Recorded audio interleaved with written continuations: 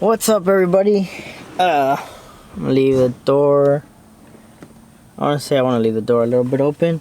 My name is Miguel. Today we are doing something very important in my car, which is one thing I mentioned in the last video was I'm gonna be replacing my Uconnect screen. And the reason why I'm replacing it is because I've been having issues with it where at the top of it you'll see that it kind of like it looks like it is like I'm taking this off. It looks like it's peeling off, like it's coming off or something like that. So today what we're gonna do is completely like take apart the Uconnect and stuff, and I'm gonna show you step by step on how I do it.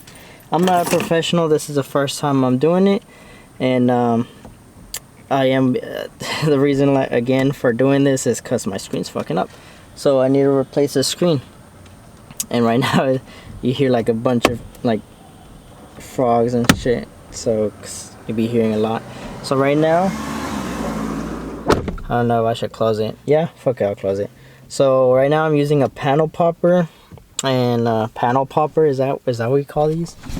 Anyway, what we're doing is we're gonna take away all of this around. We're gonna take that off, and then we're gonna unscrew the Uconnect, unplug everything, and take it back into my house, and then I'll put on the new screen and then come back and reinstall it. So you can see it from right there. If you see a little bit up there, what happens is the computer will start glitching, something like that, and it'll start clicking everything, and which is very annoying, especially if, like on the everyday use. So what I'll be doing today is just pretty much replacing it. And as of right now, I guess I'll just talk to you while I do this. So what? While I'm doing this, I'll give you like an update on what's going on and shit. So as of right now, where are we on? May, June. We're in June. June something. I don't know where we're at. But as of June right now,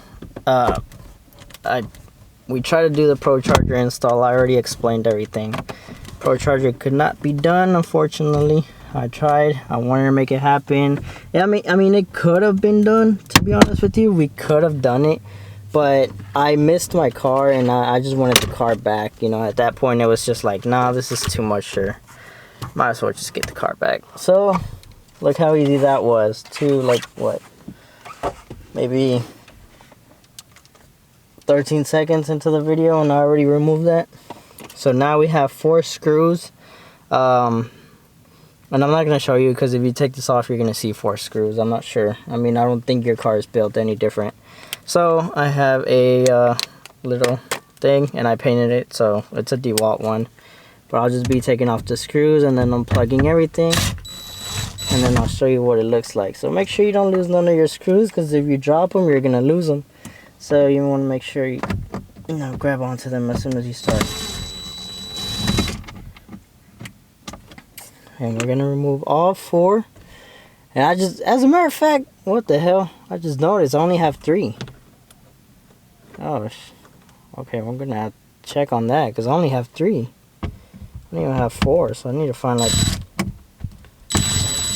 I really don't think that's the reason why anything like this is messing up. I've never messed with the radio before, so I never took it off or anything.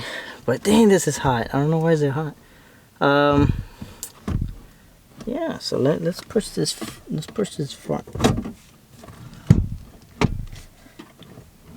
Alright, got that done.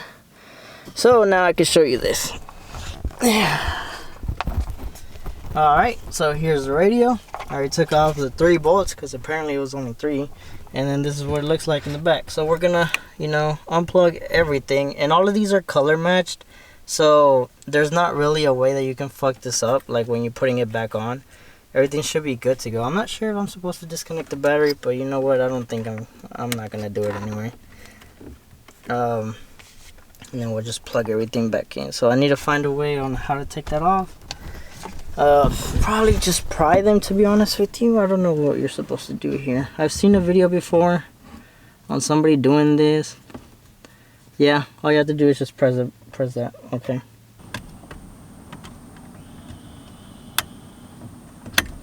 Oh wow.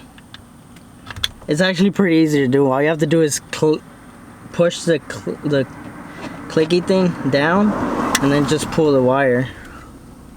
Huh, I don't know why I was having such a hard time. And it's 4 of them, at least in my end. And then you have a gray one, and then you have the main one, which is big. So it's it's 6 in total. So I already took off most of them. I'm just missing one. And that one, I need to see how to take that one off. I think that one you take off to the back. Yep. So you push the bottom, and this slides right off. And bam! Look at that. Uconnect. And now you can see what I'm talking about in case you couldn't see it. You see that right there? Yeah, that's what we need to replace. So this thing's glitching out because of that. So let's go back inside and I'll show you how to do that based on the YouTube video I saw. Okay, and we are back inside. We have it right here. So I'll just zoom out a little. So we have it right here, and I'm working on my computer. Let me see if I can put this right. Okay. So there we go. So we're working on it, and I put something on the bottom, so I'm just, just put a t-shirt there because I don't have a rag. So we're gonna work on taking this off. So we're gonna go based on this. We're gonna take off these screws right here, which are your 6 screws. 1, 2, 3, 4, 5, 6. This is what the back will look like. You have your main one, your 4 ones, and then this one. I don't think I had anything connected there, and if I did, I'll just see it from there.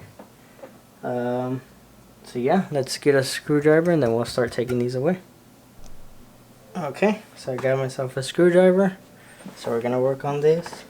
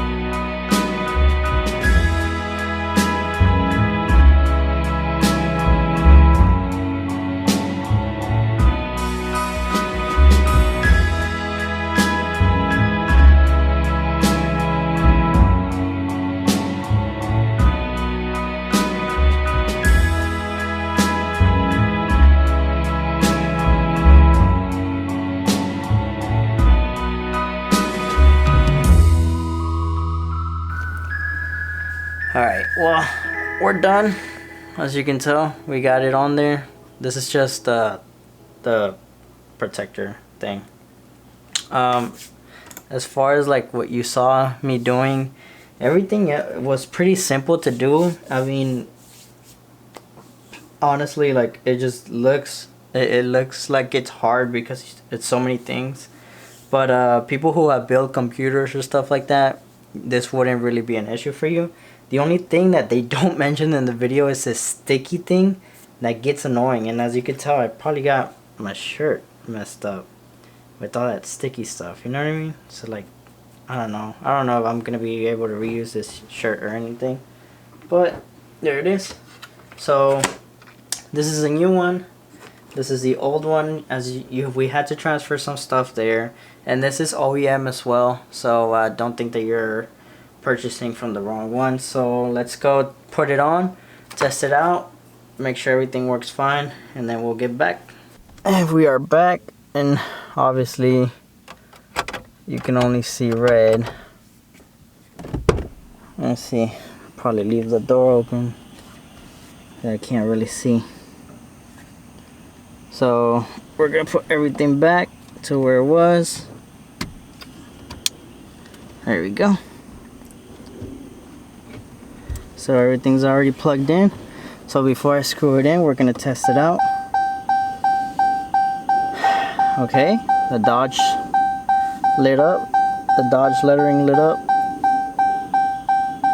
Now it says hit accept. And since it disconnected, so it's pretty much brand new, showing you. But hey, this looks so clean. Let me show. I don't know. I don't think my car's ever been like this. Look at this screen. I don't know if you probably can't tell, but in person this looks so much cleaner. And I think it was the other one that was messing it up. So it says radio enabled. Okay. Everything is good. We don't want to press the phone. We don't even have the phone with me. Okay, everything's back to normal. So this usually goes back into the Dodge, into your regular settings that you had. I might have to program it brand new, but who knows. Well, now we know it's working. Oh, and now it says Chrysler. But yeah, so that's how you do it, guys. Everything seems to be working fine. So if you guys want to know where I got that one, where I got the radio at, I ordered mine on factoryradioparts.com. And it is OEM, like I said, I mentioned at the beginning of the video. It is OEM, so you're not getting, you know, something that's aftermarket. This one comes straight. They get the parts directly from Dodge. And from what I know, as of right now, I'm the one who purchased the last one. So I'm guessing this is what the one that they had at the moment right now in stock, and I went ahead and purchased mine. So I think they're out of stock as of right now. But you can go ahead and check back if you need one, if you need to replace it. Now you know how to replace it. It's not that hard, like I said, it's a pretty easy job.